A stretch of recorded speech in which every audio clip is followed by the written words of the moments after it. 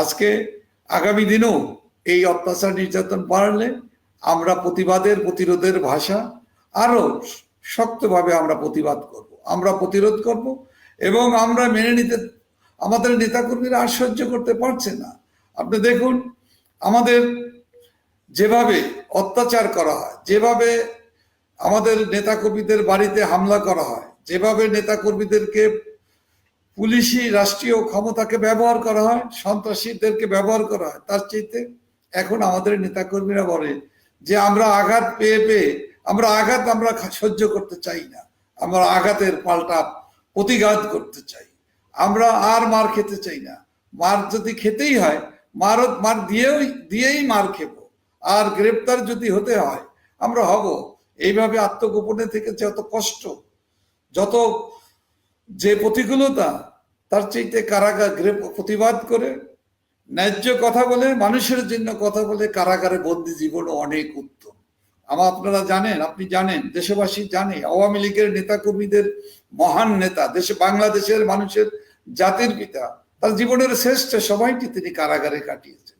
সুতরাং আজকে হয়তো আমরা আত্মগোপনে আছি, আমরা সারা জীবন আত্মগোপনে থাকবো না। আমরা অবশ্যই জনগণের সাথে, আওয়ামী লীগের নেতাকর্মীদের সাথে জনস্বার্থে ঐক্যবদ্ধ হয়ে আমরাও রাজপথে প্রতিঘাত করব, গ্রেপ্তার হব এবং আইনের শাসনে আমরা বিশ্বাস করি। আইনি মোকাবেলা করে জনগণের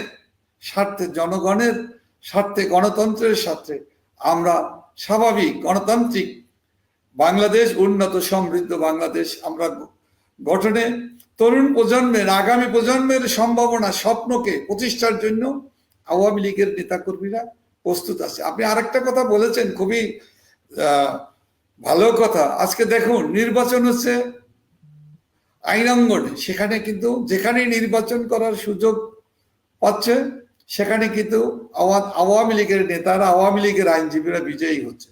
গতকালকে মাদারীপুর আমার নিজ জেলা, সেখানে আইনজীবীরা বিশাল বিজয় হয়েছে। সেখানে কোনো ক্রমে তারা নির্বাচনে অংশগ্রহণ করার সুযোগ পেয়েছে। এরকম সিলেটেও কিন্তু হয়েছে, ব্রাহ্মণবাড়িয়াতেও হয়েছে, বরিশালেও হচ্ছে।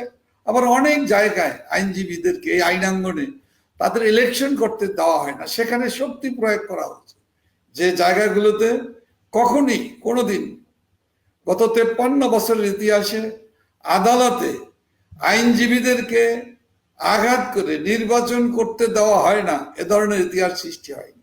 আজকে যেহেতু তারা পরাজিত হবে, নিশ্চিত পরাজয় থেকে এড়ানোর জন্য জঙ্গিবাদী কায়দায় অনেকগুলো আদালতে ইলেকশনে আওয়ামী লীগের নেতা আইনজীবীদের আদালতে ইলেকশন করার সুযোগ দেওয়া হয়নি।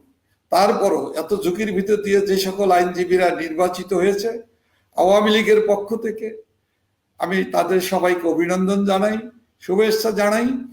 আমি আইনজীবীদেরকে বলবো, বিজ্ঞ আইনজীবীদেরকে বলবো যে আপনারা সাহসের সাথে প্রতিটি নির্বাচনে আপনারা অংশগ্রহণ করবেন এবং এই সন্ত্রাসীদের আপনারা আইনাঙ্গন থেকেই মোকাবেলা করার মধ্য দিয়েই মানুষের এবং গণতন্ত্রের অভিযাত্রাকে আপনারা আরো সফল করতে সহযোগিতা করবেন। এটা আমার বিনীত অনুরোধ।